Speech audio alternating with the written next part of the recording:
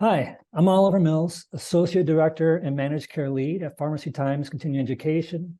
I recently attended the American Society of Hematology, or the ASH annual meeting. This was the largest ASH meeting ever, and I am just blown away by the research and innovations that were highlighted at the meeting. So I've invited one of my favorite PTC faculty to get some of his insights from the meeting. So James, thank you so much for joining me. Do you mind quickly introducing yourself? Yeah, sure. Thanks for having me also. My name is James Davis. I am a clinical pharmacy specialist at the Medical University of South Carolina, or MUSC, in Charleston, South Carolina.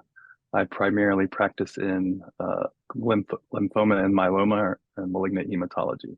I'm also an affiliate assistant professor at the pharmacy school here in Charleston. We had the opportunity to talk at the meeting, and you, sir, are a very busy man. Would you mind sharing, to start us off, sharing some of the research that you were presenting or that you were involved in?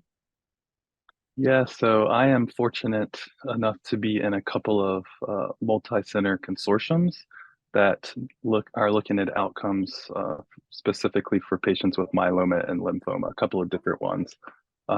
So a consortium, one of the consortiums, we were fortunate to get an oral abstract that looked at real-world outcomes of patients with relapsed refractory multiple myeloma receiving teclistamab, which is one of the new bispecific antibodies. And we found that patients do really well. One of our fellows from Cleveland Clinic actually presented that abstract. The patients do really well. They have good overall responses.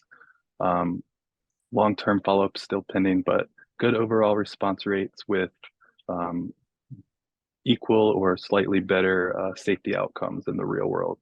So that was really um, a good thing to be a part of. We also had several posters looking at CAR-T outcomes in select populations, patients that didn't qualify for the clinical trial, patients that were frail. I presented a poster on frailty and how that affects outcomes in patients receiving CAR-T.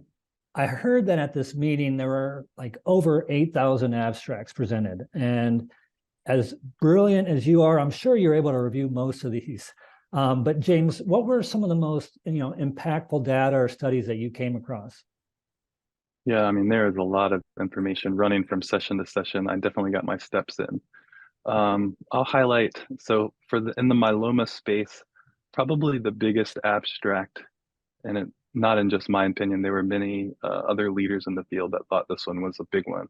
The first late breaking abstract that was presented on the Perseus trial, which is a trial that looked at newly diagnosed multiple myeloma patients. It was a phase 3 trial that compared quadruplet induction, or 4 drugs, to standard of care triplet induction. The extra drug in the quadruplet arm was incorporation of daratumumab, which is a monoclonal antibody.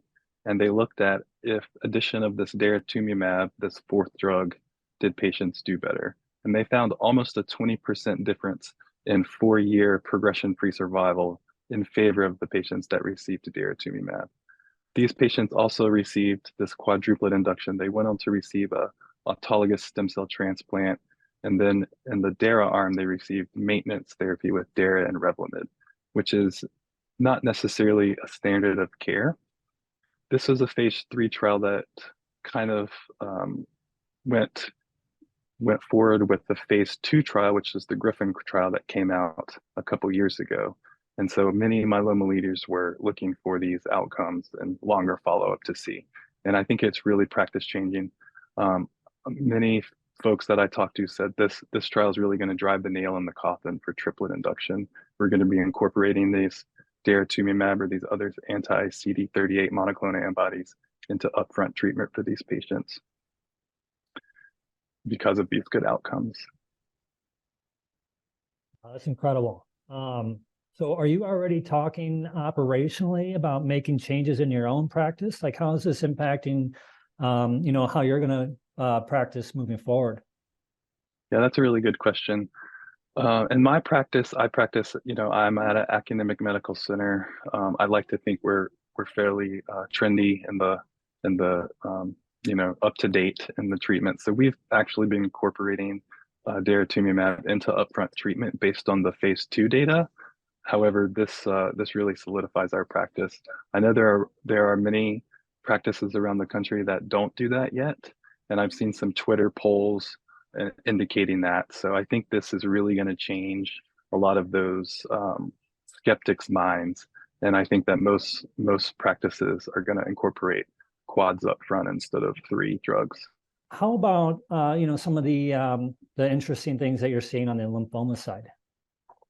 Yeah, there was a really good abstract looking at Hodgkin lymphoma. The SWOG 1826 study was comparing, uh, excuse me, was comparing nivolumab plus AVD in patients above the age of 60 in comparison with the current standard of care, which is brentuximab AVD. And they found at only 1 year of follow-up, there was almost a 30% difference in PFS favoring the nivolumab arm. So I think that is almost instantaneously practice changing. I think the only hiccups, and we talked about managed care, the only hiccups with managed care and operations is that this is not in the NCCN guidelines yet, and it's not approved by the FDA. So getting nivolumab incorporation for patients with Medicare and Medicaid, we really need to see these guideline updates. But other than that, if patients have commercial insurance, these therapies are likely to be approved and really practice changing. Great news for the patients. Patients did much better and had much better safety with the nivolumab. As the lead of the managed care division here, a lot of these considerations are going to really apply to the health system, and I think it's going to be pretty interesting to see how we incorporate these while still trying to balance the cost and outcomes. So I'm sure there's a lot of education that's going to be needed. I'm looking forward to being able to provide and bring some of this education through CE to our learners. And I really appreciate you coming on and sharing some of these insights. And I look forward to working with you on some of these programs. I really appreciate it, James. Sure, thanks for having me.